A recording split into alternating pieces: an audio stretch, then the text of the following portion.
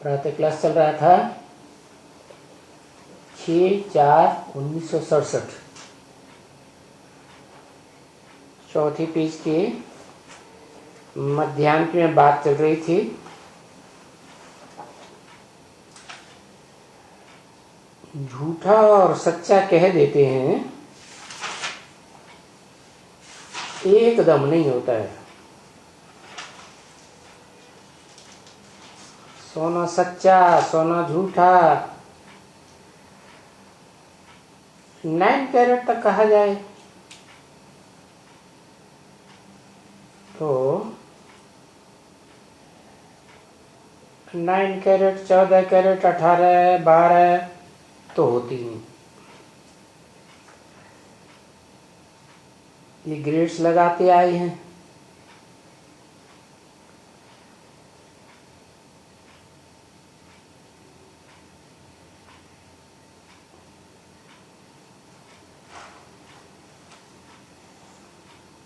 सोलह कैरेट नहीं, ये कायदा नहीं।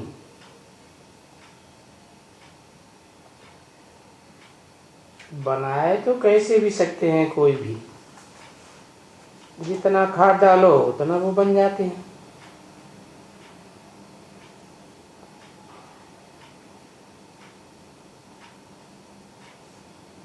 यहाँ है चैतन्य आत्माओं की खाद पड़ती है।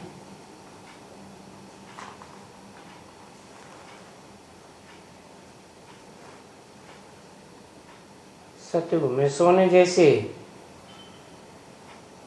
त्रेता में परम धाम से उतरने वाली चांदी जैसी आत्माओं की खाद,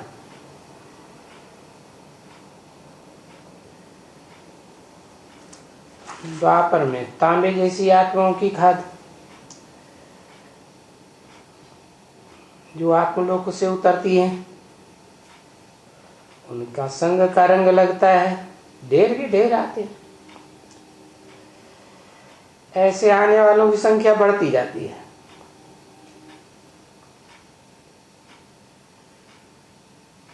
तो बाप की जो महिमा की जाती है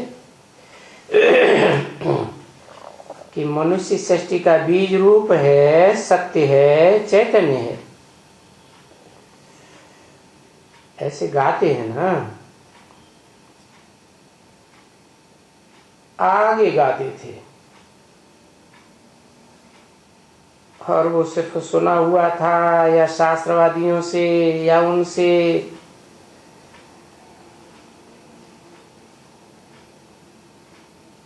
अच्छा, उस समय में तो कोई भी पता नहीं पड़ते हैं।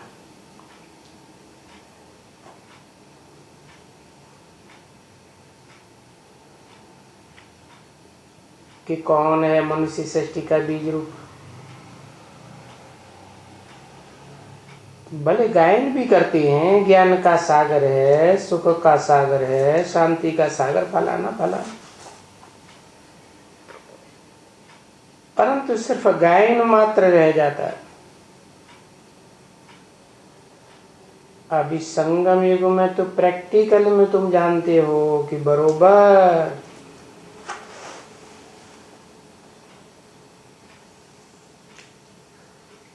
जो बीज रूप बाप में सीखते हैं,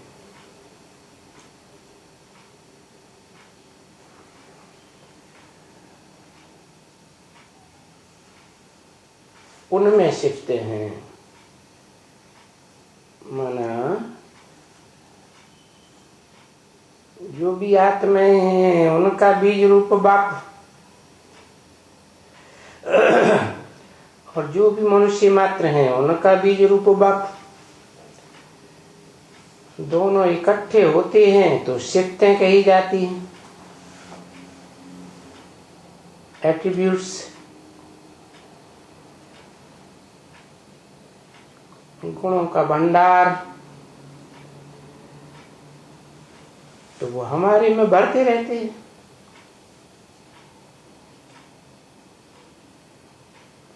अभी संगम युग में हमको बताते रहते हैं प्यार के सागर भी बनो, वो तो बाद में बनेंगे, पहले तो ज्ञान के सागर बनो।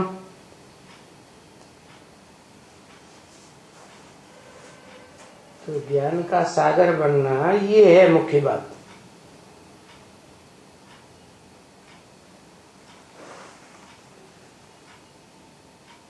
ज्ञान के भंडार बनेंगे तो योग के सागर बनो।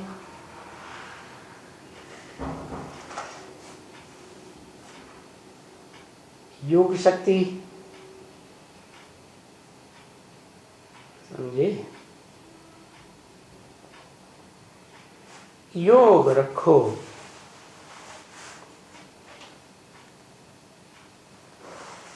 किसके साथ?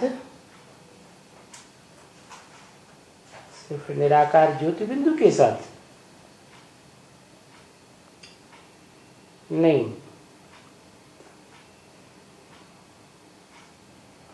हमारी याद भी प्रवृत्ति की है। साकार और निराकार की प्रवृत्ति है, तो उनके मेल को बाबा कहा जाता है। तो बाबा को याद करो। तो बाबा हमको कहते हैं कि मुझे याद करो।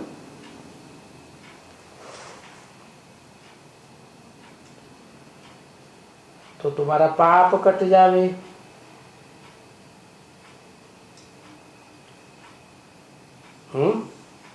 जैसे को याद करेंगे वैसे ही बन जाएंगे।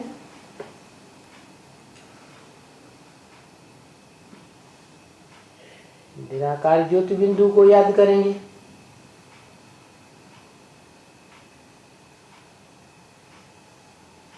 तो पाप कटेंगे।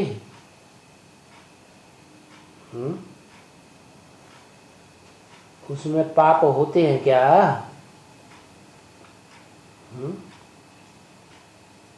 तो जिसमें प्रवेश करते हैं उसमें पाप भी होते हैं।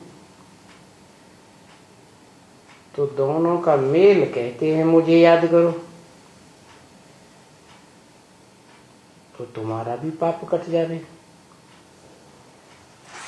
तो ये हो गया योग।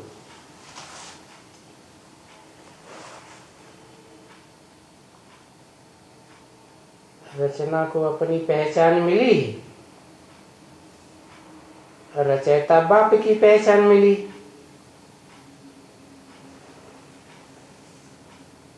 तो रचयिता बाप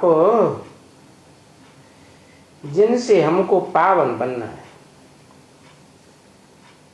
रचयिता और रचना का तो हिसाब है ना। रचना साकार तो रचयिता भी साकार। तो उस साकार में जो निराकार है, दोनों की योग से हमको पावन बनना है याद से। क्योंकि उनका नाम ही है पतित पावन। उनका कहा, उसका तो नहीं कहा। उसका माने एक, उनका माने कम से कम दो। दो का कॉम्बिनेशन है तो उनका नाम है। तो उनका गुण भी बताया, पतित और पावन, दोनों का कॉम्बिनेशन। पहले कौन? पहले किसको याद करेंगे? है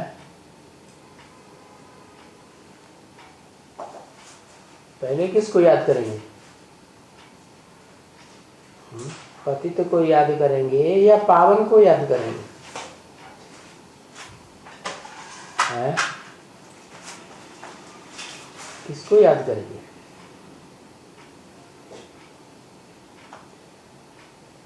क्यों? पतित को इसलिए याद करना पड़े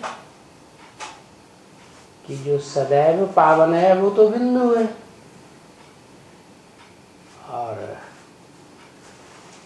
बिंदु को याद करने से पता ही नहीं चलेगा कौन सा बिंदु।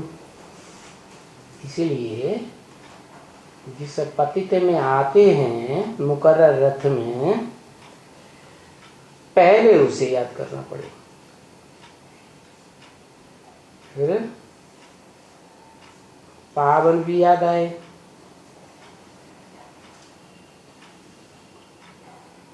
ऐसे भी नहीं है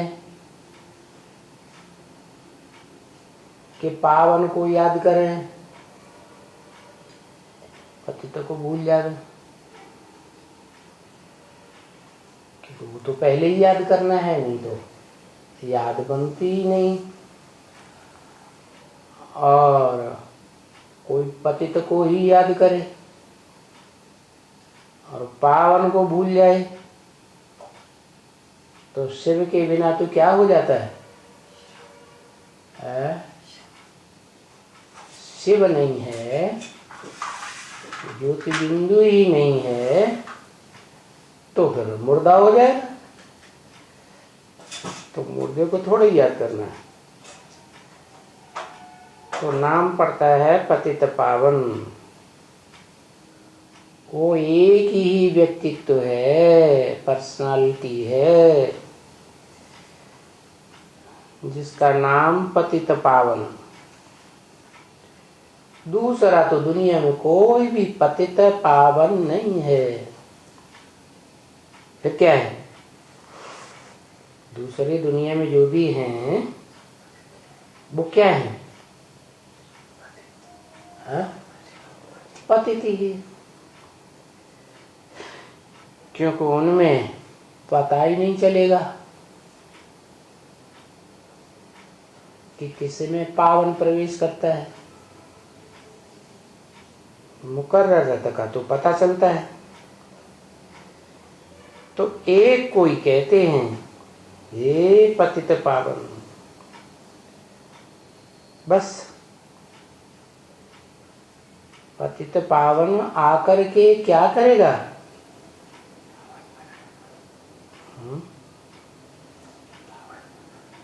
वो तो जानते ही नहीं है भक्त लोग।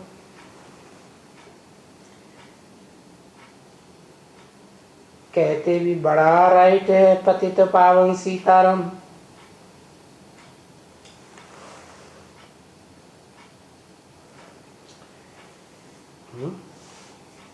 पतित पावन कहते हैं तो सीताराम क्यों लगाई देते हैं?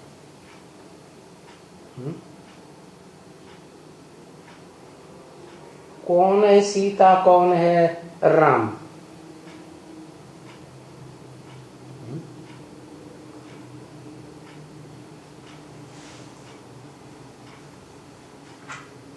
कौन है सीता, कौन है राम?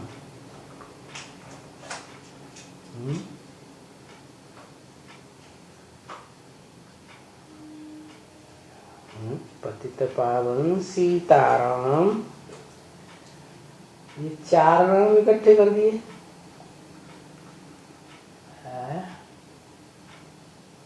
यह पतित पावन,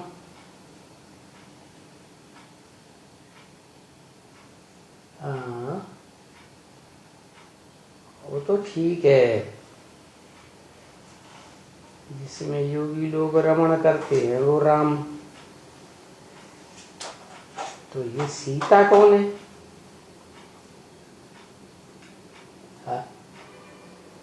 कौन है सीता?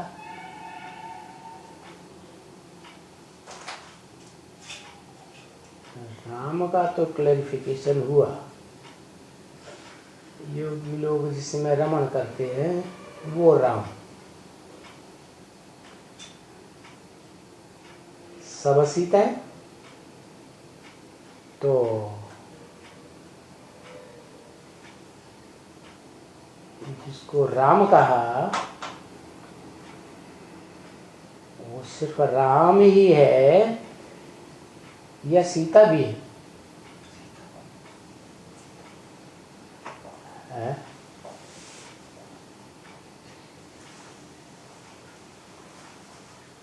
तुम सब सीताएं हो, ये किसने कहा?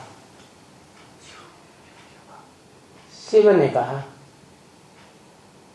तो जिनसे कहा उनमें वो राम वाली आत्मा भी आती है या नहीं? वो भी सीता है या नहीं?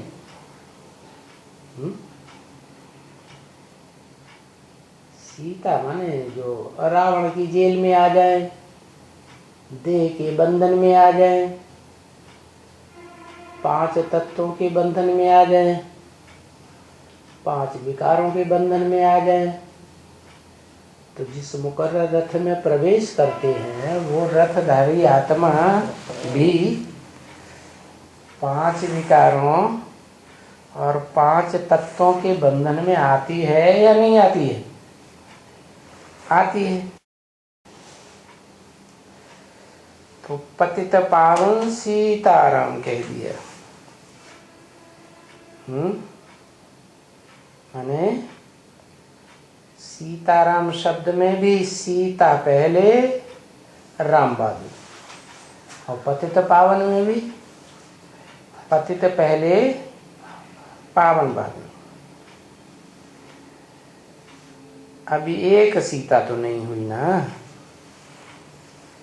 है? कितनी हुई? तुम सब सीताएं हो।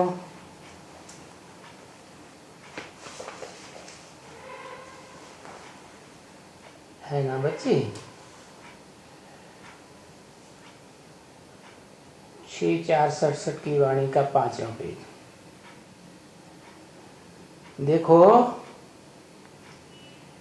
एक सीता नहीं, ये सभी सीताएं हुई भक्ति।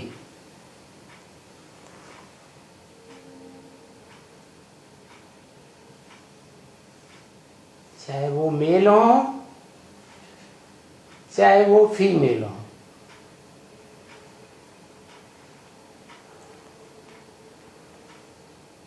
मेल चाहे फीमेल, और उन्होंने एक सीता का नाम ले लिया भक्तों ने, या रामायण लिखने वाले तुलसीदास वाल्मीकि ने।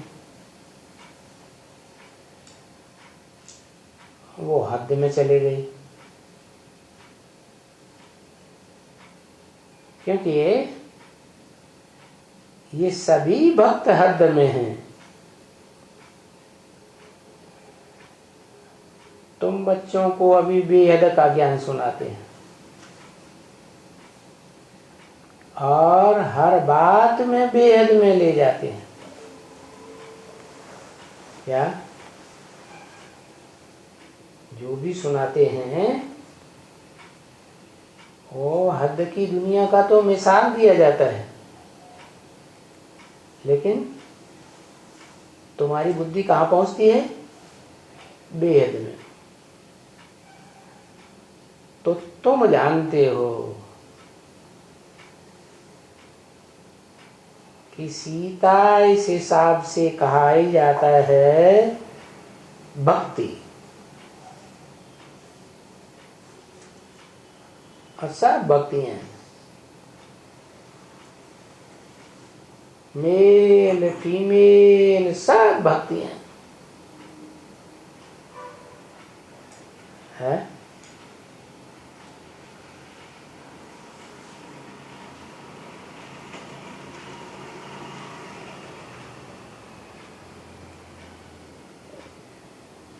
फीमेल भागती हैं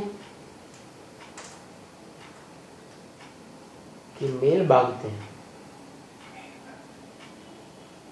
है? भक्ति के रूप में तो मेल भी भक्ति करते हैं, फीमेल भी भक्ति करते हैं, तो सब भक्त हैं। अच्छा,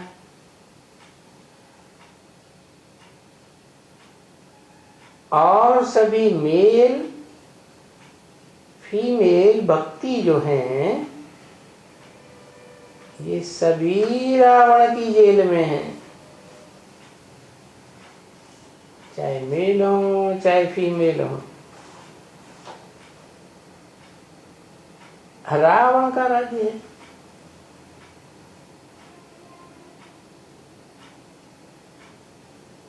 जैसे राम का अर्थ है रमण कराने वाला, आनंद दिलाने वाला, खेल खिलाने वाला, ऐसे रावण का अर्थ है रावयते लोकान की रावण, जो लोगों को रुलाता है वो रावण है। इस रुलाने वाले को आसुरी संप्रदाय कहा जाता है।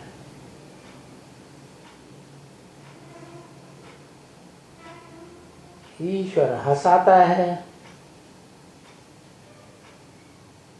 और असुर रुलाता है।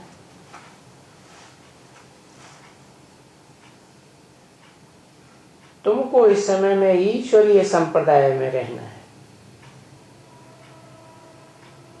तुम जानते हो हम ईश्वरीय संप्रदाय है? कैसे? और बाकी दुनिया आसुरी संप्रदाय। वो रावण असुर के कंट्रोल में है, हम ईश्वर बाप के कंट्रोल में।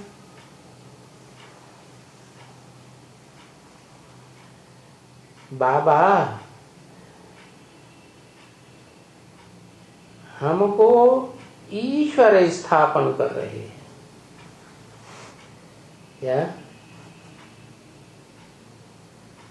हम हिलते डुलते हैं ना? क्या हिलते डुलते? कभी रावण राज्य में चले जाते, कभी राम राज्य में आ जाते, स्थिर नहीं रह पाते।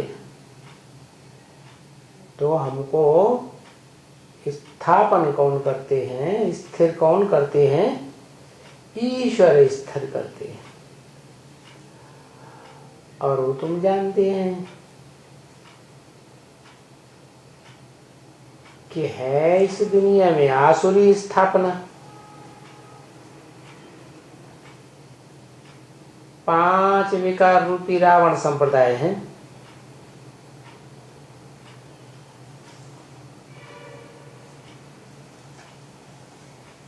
अभी रावण को भी तो है ना, चित्र तो है ना। किस बात की यादगार है? चित्र है, किस बात की यादगार? चरित्र की यादगार। चरित्र को दिखाने के लिए चित्र बनाए गए। तो चित्र है माना कोई चरित्र करने वाला भी पहले हुआ है।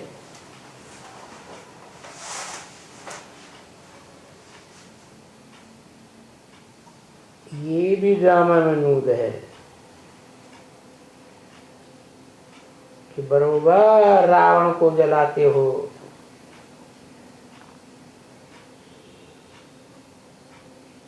रावण को जलाने के भी चित्र है ना। अब रावण कोई चीज तो है नहीं जिसको जलावे।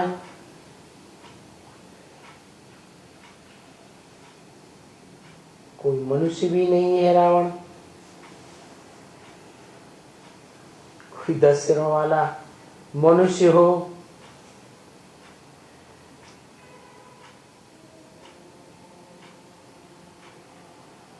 क्या है?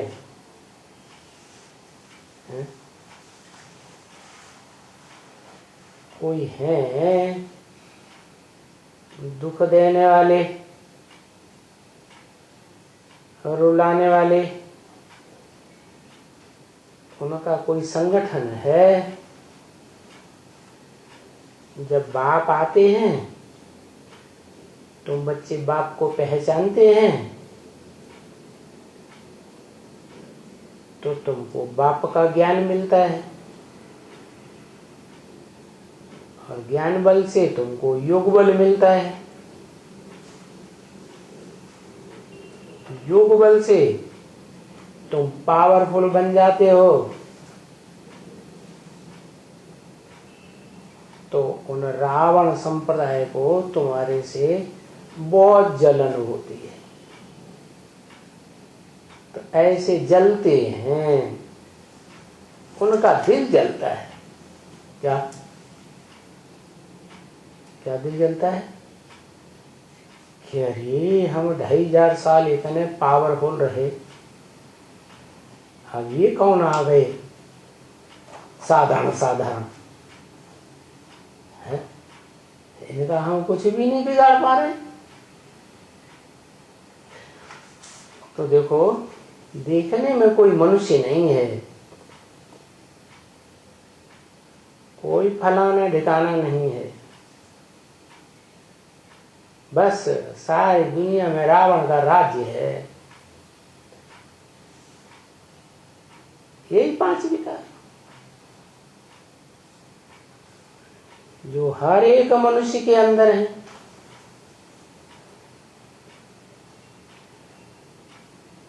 और वहां रावण राज्य नहीं है। कहाँ? स्वर्ग में।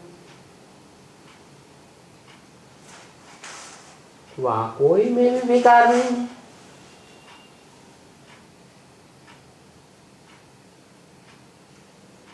इसलिए उसको कहा जाता है निर्विकारी दुनिया। किसको? स्वर्ग को, नई दुनिया को।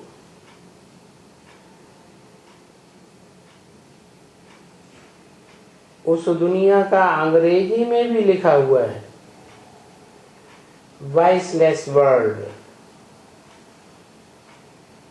जहां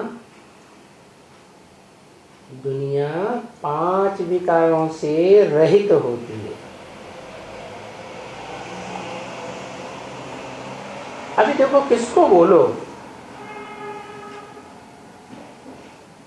कोई बोलो किसी को नहीं। रावण नहीं होगा, 5 विकार नहीं होंगे, काम विकार नहीं होगा, तो बच्चा कैसे पैदा होगा?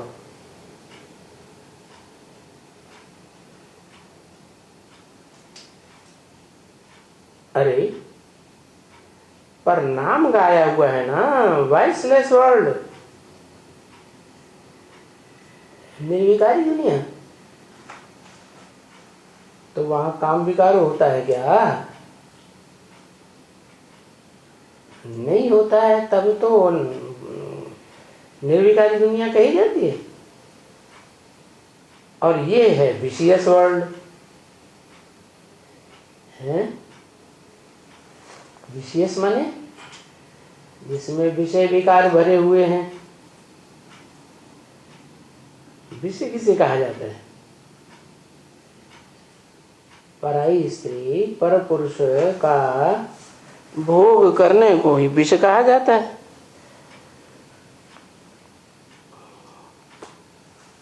उससे जो भी संतान पैदा होगी वो विषैली पैदा होगी। जैसे सांप बिच्छू टिंडन, तो और ज्यादा दुख देंगे।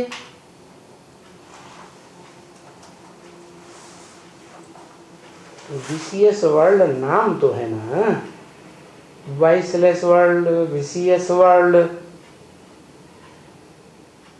दोनों अलग हैं। ऐसे नहीं कि विशियस वर्ल्ड में वॉइसलेस वर्ल्ड भी होती है।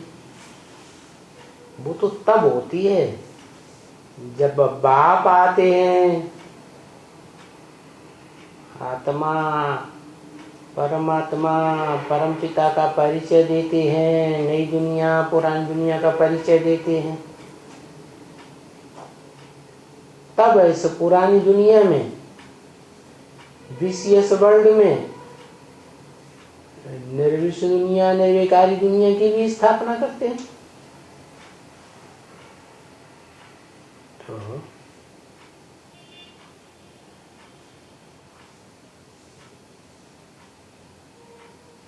उस निर्विकारी दुनिया को कहा जाता है शिवालय। जब शिव बाप आत्माओं का आते हैं और जो नई दुनिया स्थापन करते हैं, वाइब्रेशन से सुख लेने वाली दुनिया, इंद्रियों के सुख की अनुभूति ही नहीं, इंद्रियों से परे का सुख, उसको कहते हैं शिवालय। आलय माने घर, शिवालय माने शिव का घर। वहां न कर्मेंद्रियों का सुख होता है, न देवताएं जो ज्ञानेंद्रियों से सुख भोगते हैं, संतान पैदा करते हैं, उसका सुख होता है। वो है ही शिवालय। शिव आत्मा का नाम है, उस एक ही आत्मा का नाम है, उसका घर का नाम है शिवालय। हाँ, कोई भी प्रकार की इंद्रियों का सुख नहीं होता, इसलिए अतीन्द्रिय सुख कहा जाता है। और ये दुनिया है वैश्यालय। कहाँ एक शिवालय, एक शिव की मान्यता है?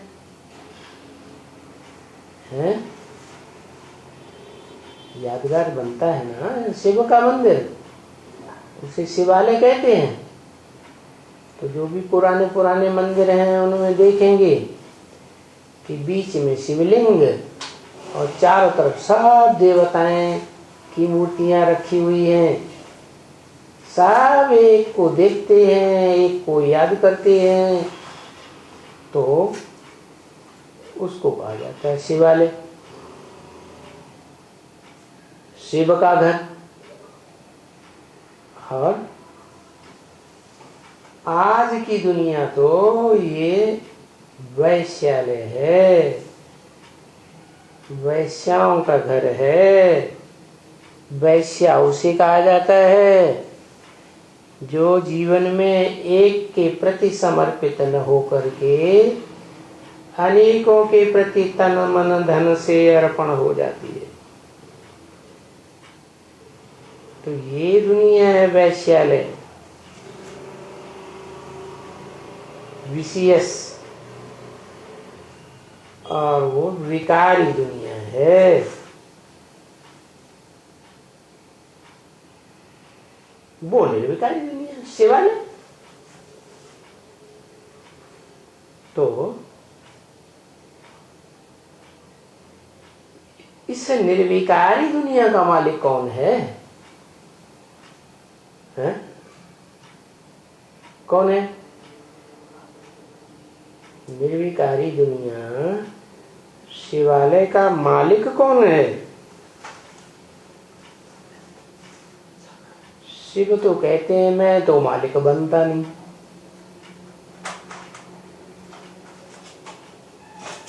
मैं विश्व का मालिक गाया नहीं जाता।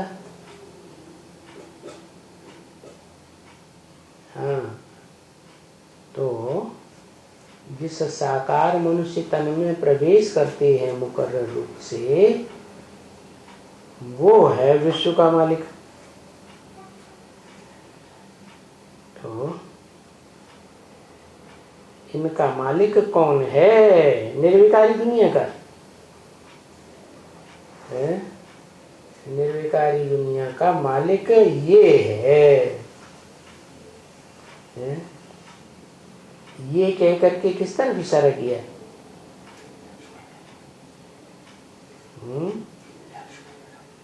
विकारी दुनिया के भी इनको मत्था टेकते हैं। ये देखो फर्क है। निर्विकारी राजा रानी स्वर्ग में, और उनकी मूर्तियां बना करके पूजा करते हैं। ये विकारी राजा रानी निर्विकारी देवताओं की पूजा करते हैं ना।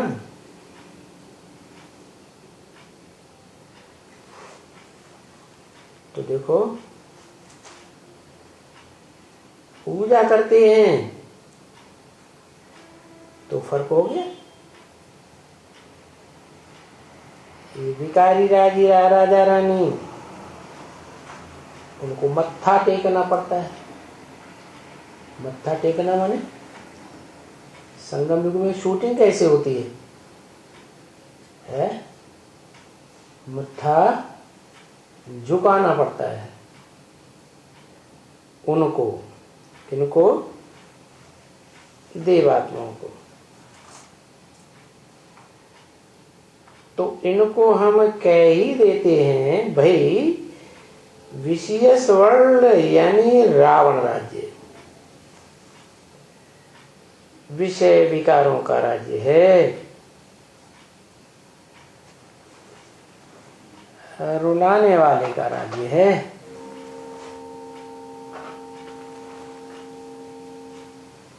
जब से रावण राज्य शुरू होते हैं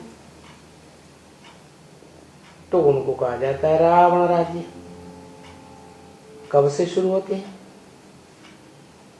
है? जब से माने कब से शुरू होते हैं? है? हाँ, द्वापर नाम क्यों पड़ा? दो शुरू हो जाते हैं। है? शरीर में भी दो हिस्से हो जाते हैं।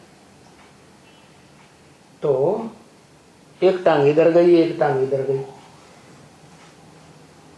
एक धर्म वाले, जब इस्लाम धर्म वाले आते हैं तो वाम मार्ग में जाते हैं। बौद्ध धर्म वाले आते हैं तो ब्रह्मचर्य के दाईं ओर में जाते हैं। भारतीय धर्म में जाते हैं। तो रास्ते अलग अलग हो गए।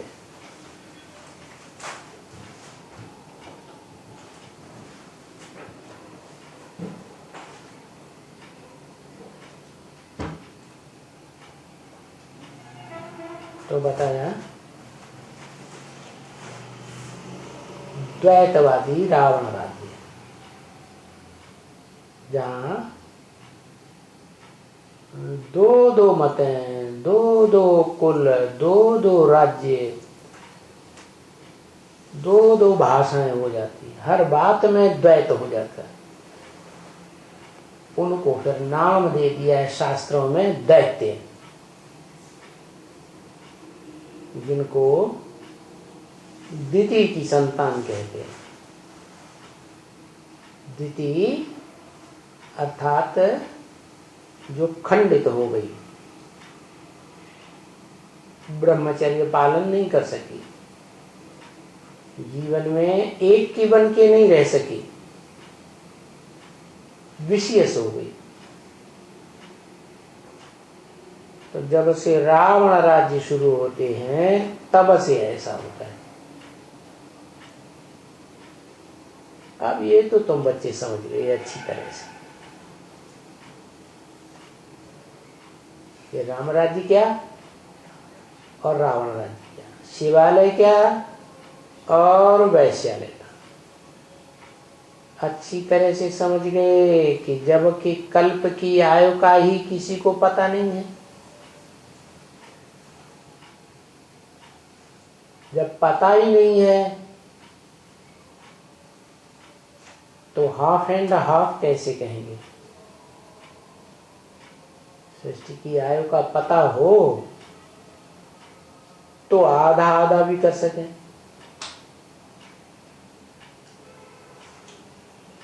कभी कैसे कह देते हैं, कभी कैसे कह देते हैं कि माया का राज्य कब से शुरू होता है। नाम देते हैं रावण राज्य, राम राज्य।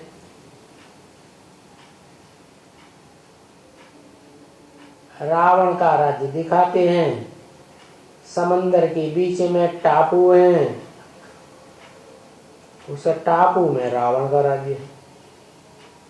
नाम दिया लंका।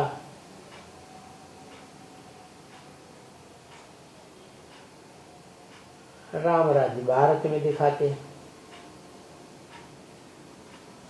तो होना चाहिए आधा आधा उदी होना चाहिए, क्योंकि दिखलाते हैं बरोबर रावण राज्य और राम राज्य। तो रावण राज्य राम राज्य को कहां से शुरू करें?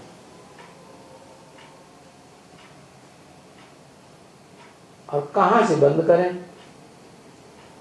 राम राज्य कहां से शुरू करें और कहां बंद करें? और रावण राज्य कहां से शुरू करें और कहां बंद करें?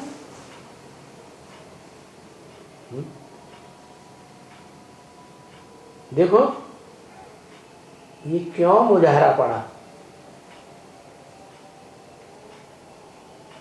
ये इसको बहुत ही फर्क कर दिया। राम राज्य और रावण राज्य का। और बाप ने आकर के सभी समझाया है। ये तो कल्प कल्प हर 5000 वर्ष का चक्कर फिरता रहता है।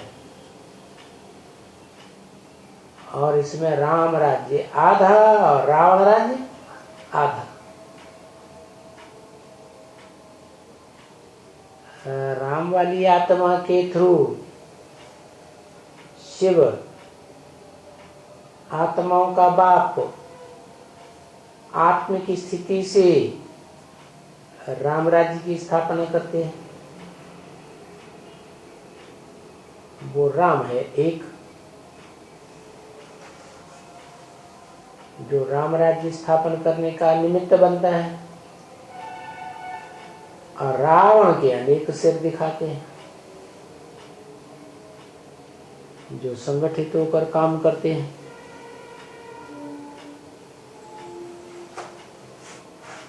बस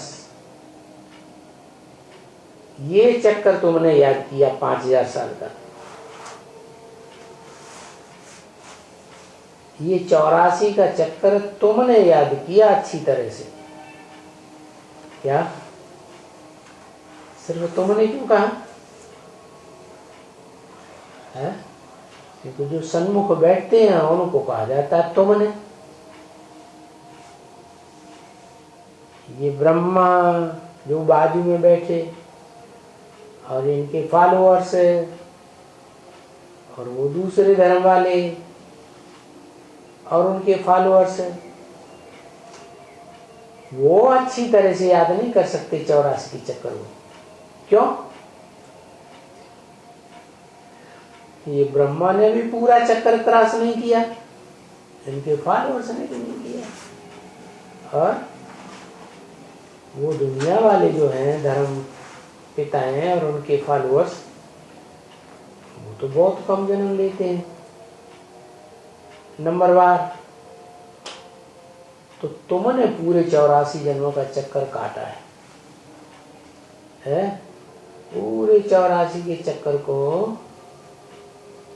तुम क्रॉस करते हो।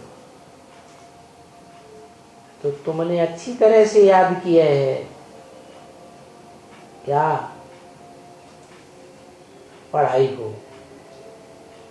ये पढ़ाई है दुनिया के आदि मध्य अंत की। तो अभी तो हम तुमको मालूम हुआ। किसने बोला है? किसने बोला? अभी तो हम तुमको मालूम हुआ। हा? ब्रह्मा बाबा की आत्मा और राम वाली आत्मा दोनों के लिए बोला गया। अभी माना अभी संगम युग में हमको तुमको दोनों को मालूम हुआ। ऐसे नहीं कहेंगे कि शिव की आत्मा को भी मालूम हुआ, उनको तो हमेशा मालूम ही रहता है। हर आत्मा को कि हम 84 का चक्कर खाते हैं, पार्ट बजाते हैं। हर आत्मा को मालूम हुआ।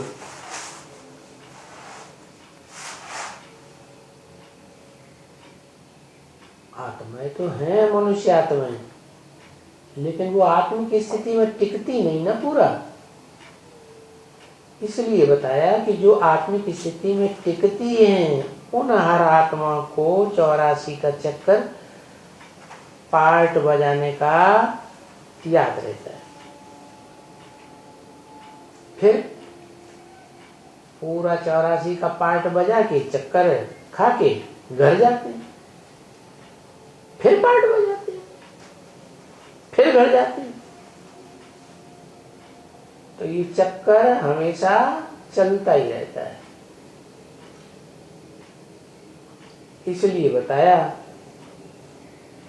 कि ब्रह्मा वाली आत्मा ने बोला हम तुमको मालूम हुआ है।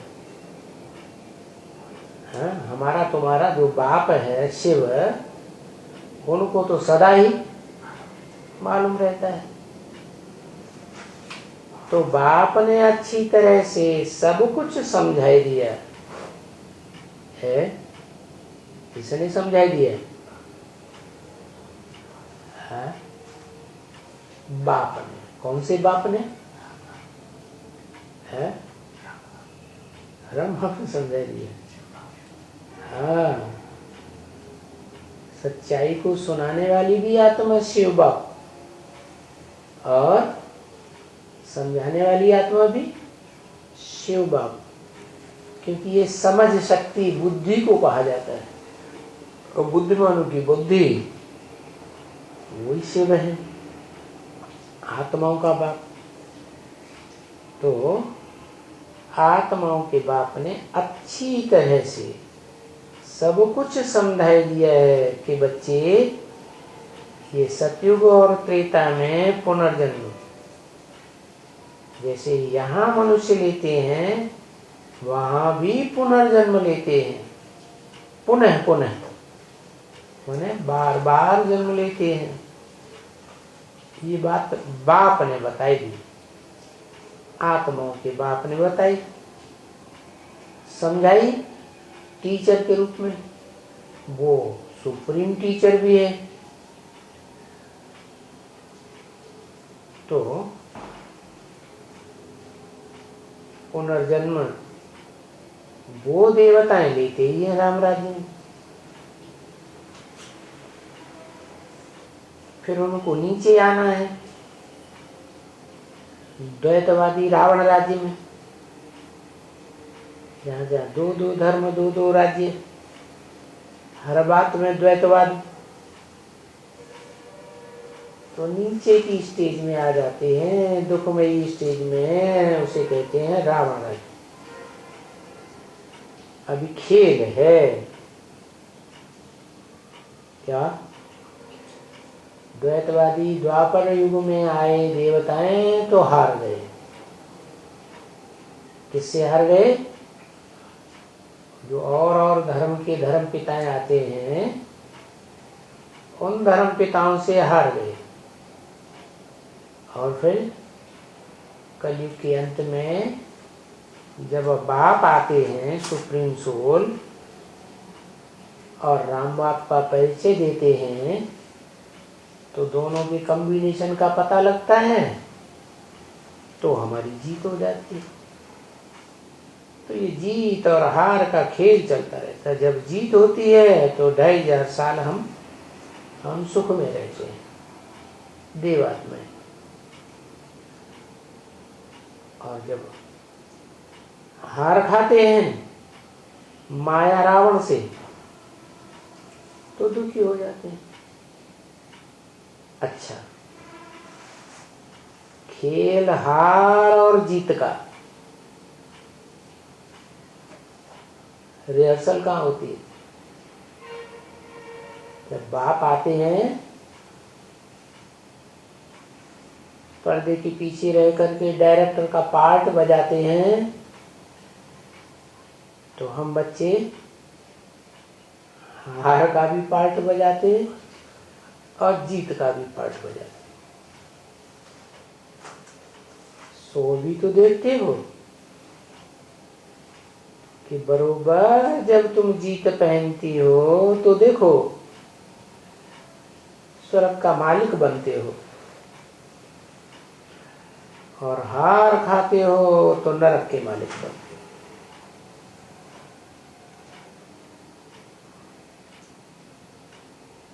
हो। अभी तो नरक कहेंगे ना, कोई स्वर्ग तो नहीं है, इनको कोई स्वर्ग तो नहीं कहेंगे इसको। स्वर्ग अलग है। अलग क्यों? क्योंकि वहां सब स्व स्थिति में रहते हैं, आत्मिक स्थिति में रहते हैं। देवताओं को ब्रह्मकुटी के मध्य में ज्योतिबिंदु आत्मा की याद रहती है, और ये बात अभी जानते भी हैं कि स्वर्ग किसे कहा जाता है और नरक किसे कहा जाता है। स्वर्ग उसी कहा जाता है जहाँ सब स्वस्थिति में रहते हैं, और ऐसी दुनिया बनाने वाला सदा स्वस्थिति, सदा आत्मिक स्थिति में रहने वाला शिव है।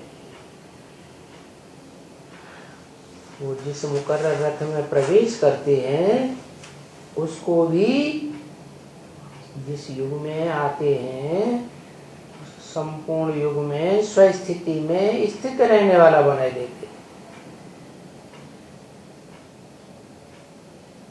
तो स्वर्ग और नरक, नरक कब बनता है? कौन बनाता है? नरक बनाता है। कैसे बनाता है? नर जिसे मनुष्य कहा जाता है वो विकारी होता है, विकार से नरक बनता है, और स्वर्ग स्वस्थिति रहने वाला बनाता है। अभी मरते हैं तो कहते हैं भाई स्वर्ग पधारा, माना कैसे पधारा? स्वस्थिति में रह करके, आत्मिक स्थिति में रह के शरीर छोड़ा तो अंतमते सोगति हो जाती है। अंत में आत्मा की याद आई तो आत्मिक दुनिया में जाके जन्म लेते जहां आत्मा की ही याद रहती। पर वो स्वर्ग कोई ऊपर में तो नहीं है, वो जैसे शरीर में आत्मा ऊपर है, ऐसे आत्मा की ऊंची स्टेज की स्थिति है, और देह की स्थिति नीचे है, देह की कर्मेंद्रियों की स्थिति भी नीचे है। तो वो समझ लेते हैं कि नरक नीचे है और स्वर्ग ऊपर है। तो ऊपर में तो कोई देवताएं नहीं रहते हैं ना। तो देखो ये सब भक्त बुद्ध हुए ना, जानते ही नहीं है कि स्वर्ग इसी दुनिया में भारत में था, फिर यही दुनिया भारत में नरक बनती है। आगे भी तुम कहते थे स्वर्ग और नरक, अभी तुम कहेंगे फलाना स्वर्ग में पधारा, कहेंगे क्या?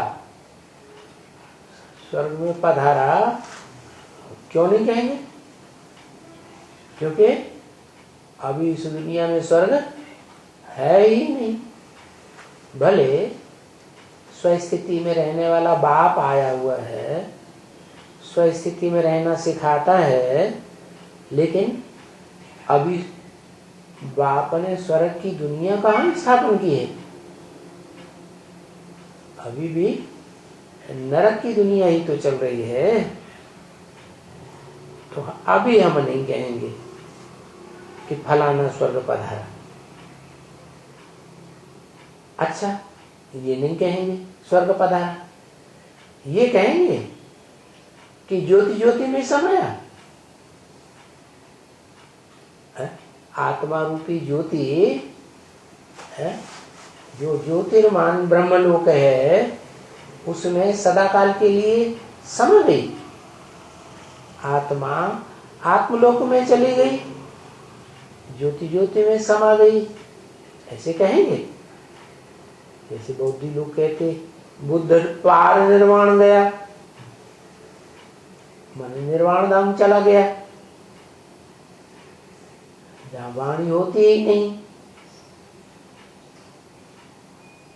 तो तुम ही सिर्फ हैं जो इस बात को समझते हो, दूसरा तो दुनिया में कोई भी नहीं समझते हैं कि स्वर्ग क्या है, नरक क्या है, ज्योति ज्योति में समाने का मतलब क्या है, और कब आत्माएं ज्योति स्वरूप ज्योति ज्योतिर्मय धाम में समा जाती हैं, वो तुम समझते हो। वो कहेंगे हाँ, ये जो भी साधु मरा वो निर्वाण धाम में चला गया है? ऐसे थोड़ी कि वो साधु जो इंद्रियों की साधना करता है, वो शरीर छोड़ता है तो कोई निर्वाण धाम में चला जाता है? नहीं, कोई निर्वाण धाम में नहीं जा सकता जब तक के निर्वाण धाम का जो मुखिया आत्मा है या आत्मलोक का जो घर का मालिक है, कौन? Supreme soul. वो जब तक इस सृष्टि में ना आए और निर्वाण धाम जाने का रास्ता न बताए, तरीका न बतावे, तब तक कोई निर्वाण धाम नहीं जा सकता। ऐसे भी नहीं कि ज्योति ज्योति में समाया गया, नहीं। जो सुप्रीम सोल बाप इस सृष्टि पर आते हैं मुकर्रर रथ में, उसके द्वारा बताते हैं कि तुम आत्मा ज्योति स्वरूप हो, देह नहीं हो, देह को भूलना पड़े, देह की स्मृति को भूलेंगे, आत्मिक स्मृति में ठहरेंगे तो अंतमते सो गति हो। तो तुम ये बिल्कुल नहीं कहेंगे कि ज्योति ज्योति में समाया या कोई साधु संत महात्मा निर्वाण धाम में चला गया, बिल्कुल नहीं। क्या तुम अभी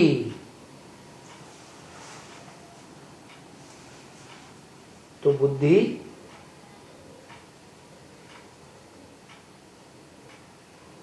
बुद्धि होगी ना,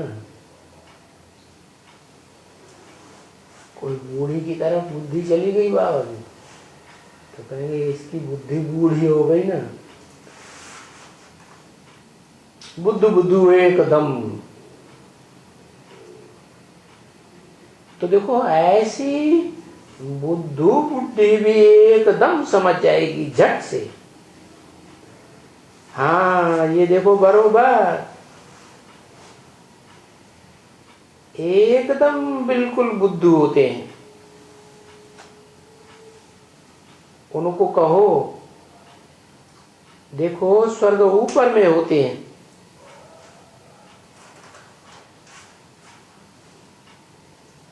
तो सभी ऊपर में चले जाते हैं।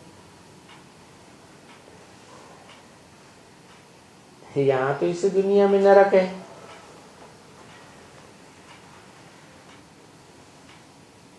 तो देवताओं को ऊपर दिखाई दिया क्योंकि ऊंची स्टेज में रहते हैं, आत्मिक स्टेज में। आत्मा शरीर में ऊपर रहती है। तो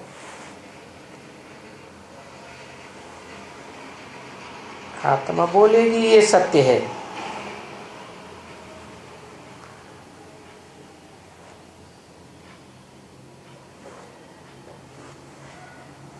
ओम शांति।